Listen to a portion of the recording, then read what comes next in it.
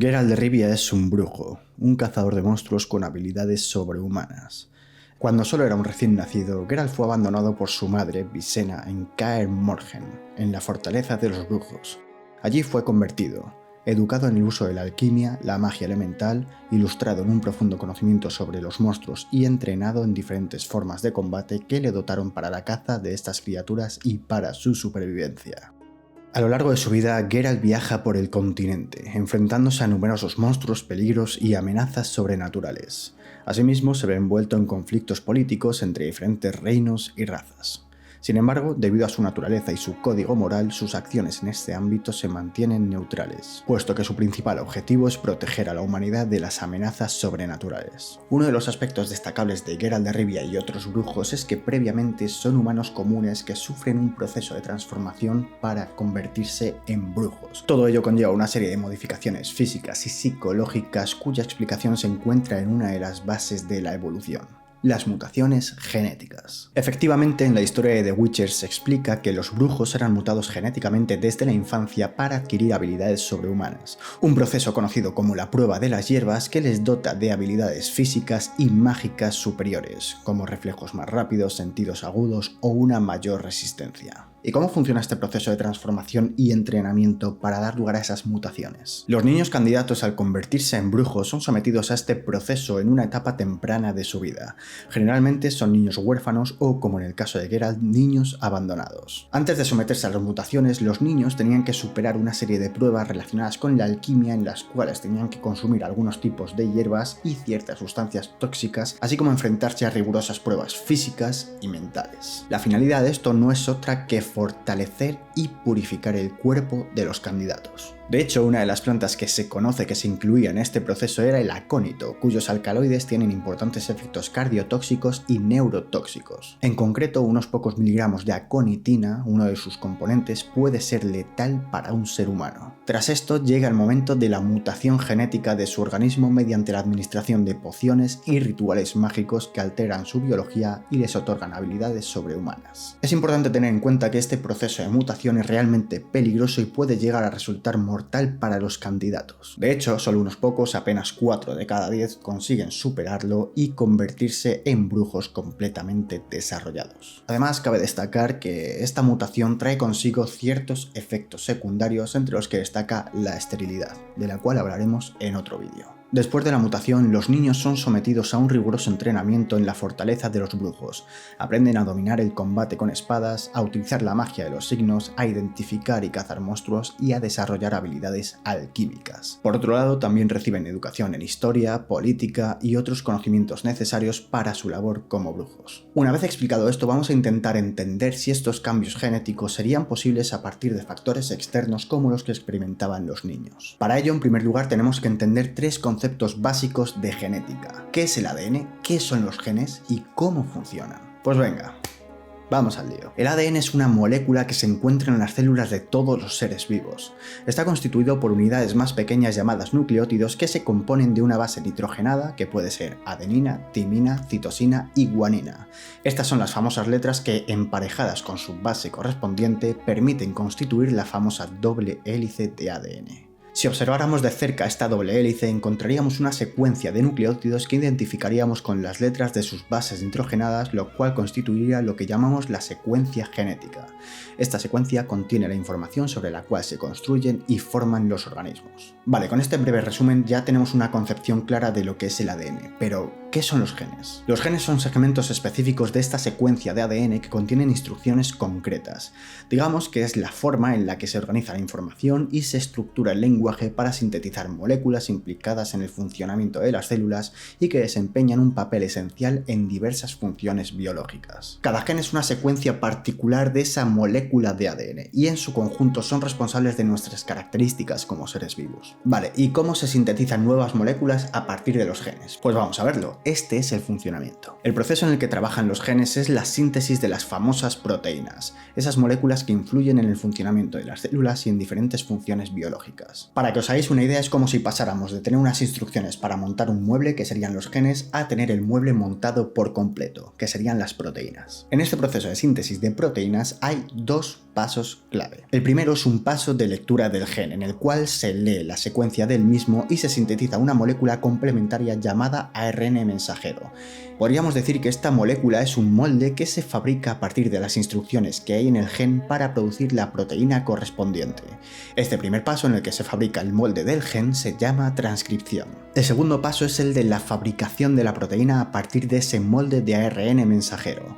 Para ello, el molde va a ser conducido a una especie de maquinitas que se llaman ribosomas, que lo que hacen es ir leyendo el molde de ARN mensajero y fabricando el producto que tras un procesamiento será la proteína en cuestión.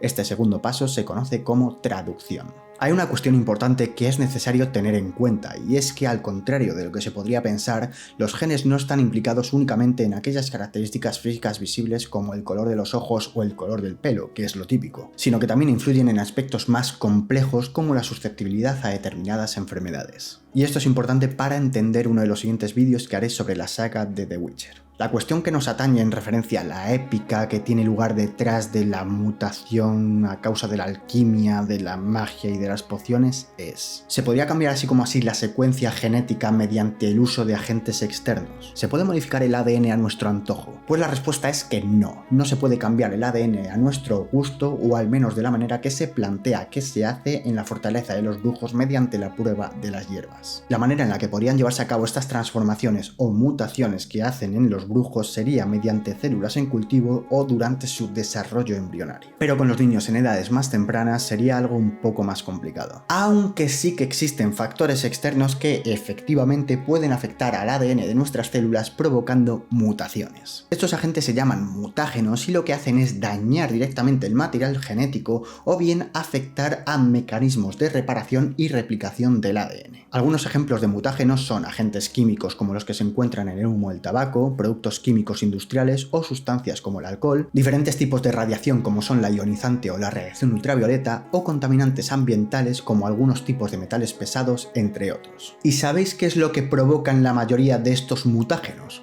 Cáncer o predisposición y susceptibilidad a otras enfermedades. Por tanto, a no ser que los brujos persiguieran tener enfermedades que les limitaran en su labor de cazar monstruos, las alteraciones en la secuencia de ADN de momento deberíamos descartarlas para explicar este fenómeno. Cierto es que en la historia se cuenta que de 10 niños que eran sometidos a esta prueba solo sobrevivían 3 o 4. En la vida real esto implicaría que aquellos pocos supervivientes tendrían unas secuelas gravísimas y un estado de salud que se aleja bastante de lo que consideraríamos unas capacidades u habilidades sobrehumanas. Vale, ya hemos visto que el ADN no se puede modificar así como así para conseguir este tipo de habilidades. Entonces, ¿habría otro tipo de mutaciones que pudieran explicar este fenómeno ocurrido en los brujos? Pues sí.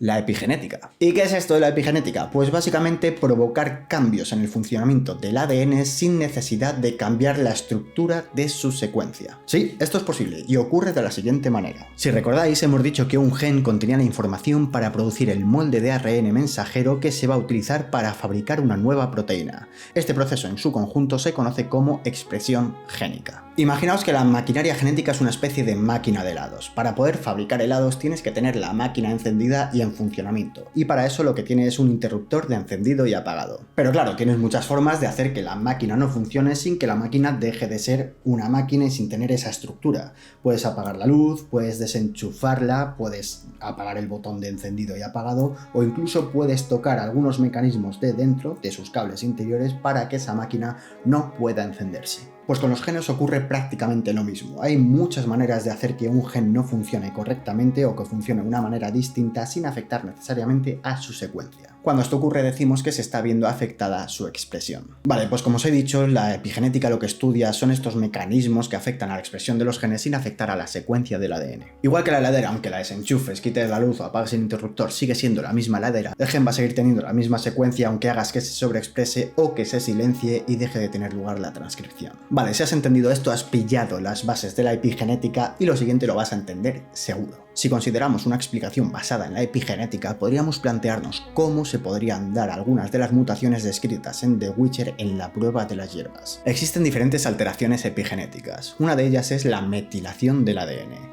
Esta es una modificación epigenética común en la que grupos metilo, que son moléculas pequeñas, se agregan a ciertas regiones del ADN. Esto puede afectar a la expresión de los genes, pero como veis, la secuencia de ADN que corresponde a ese gen no cambia. Otras alteraciones epigenéticas son las modificaciones de histonas. Las histonas son proteínas alrededor de las cuales se enrolla el ADN para dar forma a los cromosomas. Para que os hagáis una idea, si el ADN fuera un cable muy largo, las histonas serían una especie de organizadores que lo que ayudarían es a compactar este ADN. De esta manera le dan forma y lo organizan. Lo interesante de esto es que las histonas están involucradas en la actividad de los propios genes. Pues bien, a nivel epigenético hay diferentes modificaciones en las histonas que pueden influir en esta estructuración y por lo tanto en la expresión de los genes. La última alteración de la que hablaremos serán los mecanismos de interferencia. A través de este, ciertas moléculas complementarias a un ARN mensajero se pueden unir a ella haciendo un bloqueo e impidiendo que se forme la nueva proteína en el proceso de traducción. Estos se consideran cambios a nivel post-transcripcional. Las alteraciones epigenéticas tienen como consecuencia cambios en el fenotipo de un organismo. El fenotipo es, por así decirlo, el producto que se supone que según nuestros genes, nuestro libro de instrucciones, que es el genotipo, dice que tenemos que ser. Si tus genes llevan la información de que tienes que tener el pelo rubio y los ojos claros, el fenotipo será que tengas el pelo rubio y los ojos claros.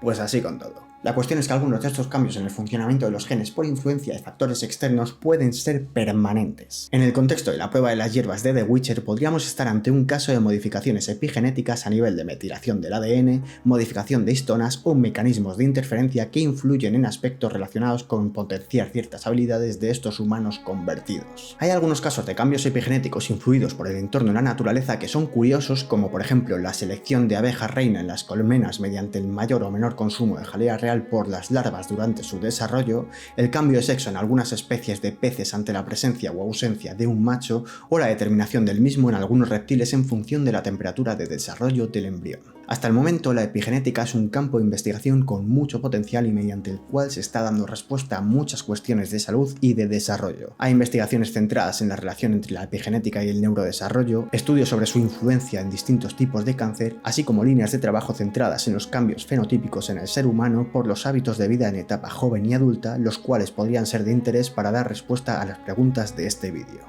Visto esto, os planteo dos posibles hipótesis sobre lo que podría estar teniendo lugar en el caso de los brujos y la prueba de las hierbas. Primera hipótesis, que los brujos conozcan exactamente cuáles son aquellos genes que deberían ser mutados y mediante qué pruebas deberían hacerlo para conseguir esas habilidades sobrehumanas. Segunda hipótesis, que las mutaciones sean únicamente producto del azar por someter a los niños a esas pruebas. En el caso 1 podría haber una justificación, y es que antes de someter a los niños al proceso de mutación, recordemos que había un procedimiento previo realizado con alquimia y determinadas sustancias, y que este era un procedimiento previo bastante duro en el que muchos niños caían. Puede que este fuera un primer filtro para determinar si esos organismos a nivel genético y epigenético eran los indicados para ser sometidos a la fase de mutación, y que precisamente esos conjuros a los que se veían sometidos influyeran de forma concreta en genes específicos relacionados con musculatura, metabolismo, sistema inmunitario e incluso sobre la propia fisiología de los sentidos y del sistema nervioso central, teniendo por supuesto y siendo conocedores de ello efectos secundarios por la acción ocurrida sobre esos genes. En la hipótesis 2, donde se plantea que esta mutación sea por azar y por resultados previos, estaríamos en una situación en la que los brujos serían conocedores de que el sometimiento a este tipo de pruebas daría lugar a ese cambio, a esa transformación y por ende a una variabilidad que ni los propios brujos entenderían a nivel genético o epigenético y simplemente lo llamarán mutación por el fenómeno de cambio. No olvidéis que la casualidad, la magia o las acciones divinas son los caminos cortos que se toman para dar explicación a aquellas cosas para las que la ciencia todavía no ha encontrado una respuesta. Sin embargo, puede que con el tiempo la investigación consiga dar respuesta a fenómenos como los explicados en este vídeo. ¿Y tú qué piensas? ¿Este proceso es fruto del azar o crees que es plausible la primera explicación? ¿Crees que las mutaciones de los brujos son genéticas o epigenéticas? Te invito a que busques más información por tu cuenta, de hecho como siempre te dejo referencias sobre el tema en la descripción y dejes la hipótesis en los comentarios. Nada más, espero que te haya gustado el vídeo, dale like, comenta, suscríbete y compártelo para que llegue a más gente. Un saludito y cuídate.